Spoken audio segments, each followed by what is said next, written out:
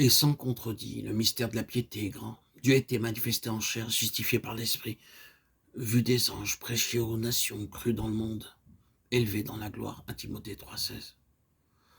Notons que le mot traduit par piété dans ce passage est unique dans le Nouveau Testament. Il ne s'agit pas du mot couramment utilisé et traduit par piété. Mais ce mot signifie nature divine.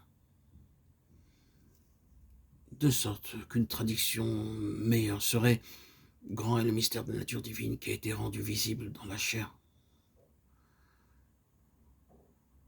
Nous mentionnons cela car ceci ôte la difficulté qui touche depuis longtemps ce passage. Lisons Éphésiens 5, 30, 32, parce que nous sommes membres de son corps. Et c'est pourquoi l'homme quittera son père et sa mère, s'attachera à sa femme, et les deux deviendront une seule chair. Ce mystère est grand. Je dis cela par rapport à Christ et à l'Église. Dans ces deux passages, 1 Timothée 3,16, Éphésiens 5, 30, 32, je crois que nous avons une interprétation du chapitre 17 de l'évangile de Jean.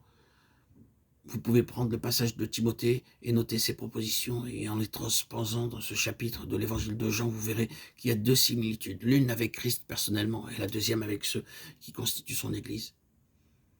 La nature divine a été manifestée en chair. Nous n'avons pas besoin de passer par beaucoup de temps pour appliquer cette phrase à Christ, mais il n'y a aucun doute que ceci le concerne, qu'il est celui à qui cela convient, qu'en vérité il était Dieu manifesté en chair, et que la nature divine fut incarnée en lui. Jean 17 fait allusion à ce fait de manière très absolue. Ils ont cru que tu m'as envoyé. Verset 8. Puis Jean 17 transpose ces choses dans l'Église.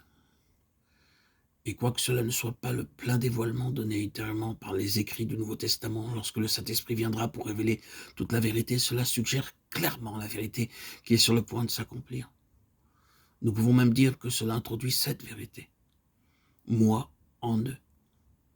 Cela indique clairement une compagnie, constituée comme un organisme, comme un corps, duquel ils sont les premiers membres, ce noyau auquel d'autres doivent être constamment ajoutés par la proclamation de l'Évangile, prenant leur place dans le corps ainsi formé. Ceux qui croient deviendraient à leur tour le vase du témoignage, l'incarnation de sa personne. Plus tard, l'apôtre l'exprimera ainsi. Celle-ci nous assure de sa part les plus grandes et les plus précieuses promesses, afin que par elles vous deveniez participants de la nature divine. 2 Pierre 1, 4. Tandis qu'il y a et qu'il y aura toujours une séparation, une division, une distinction entre cela et quelques suppositions quant à nous d'être ainsi déifiés et d'avoir part à la déité, il ne reste pas moins vrai que la grande et merveilleuse réalité à laquelle nous sommes tous appelés de former un corps dans lequel Christ habite. Oui, ce Christ dont il est dit que la nature divine fut manifestée en chair. Un objectif en vue en ceci était que cette manifestation ne cesse pas dans ce monde avec le retour de Christ dans la gloire, mais que soit perpétuée la manifestation terrestre de la nature divine par son corps comme cela l'avait été par lui-même. C'est une vérité magnifique et glorieuse. C'est un appel merveilleux. Mais de telles choses sont toujours des tests, en plus d'être des témoignages, toujours des défis, en plus d'être des vérités glorieuses. Ce que le Seigneur cherche constamment à faire avec son peuple, et apparemment de plus en plus alors que la fin approche, c'est de confronter son peuple à la nature même de leur appel et sa demande, et d'y faire face. Comme nous le disons, d'être bien dans l'axe. La première chose précise pour laquelle l'Église est appelée dans sa relation avec Christ est qu'elle soit la manifestation de lui-même. Lui, la nature divine manifestée en chair, moi en eux.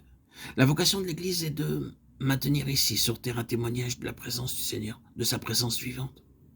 Cela peut paraître élémentaire, mais ce n'est pas aussi élémentaire quand vous considérez comment sont les choses aujourd'hui.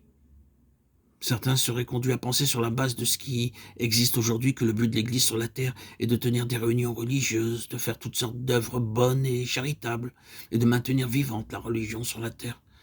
De bonnes intentions. Mais beaucoup de choses peuvent être introduites avec une telle compréhension, et beaucoup de choses le sont effectivement. Presque tout peut être accepté avec une telle conception. Nous devons reconnaître que Dieu est parmi nous. C'est pour un tel témoignage que l'Église a été suscitée.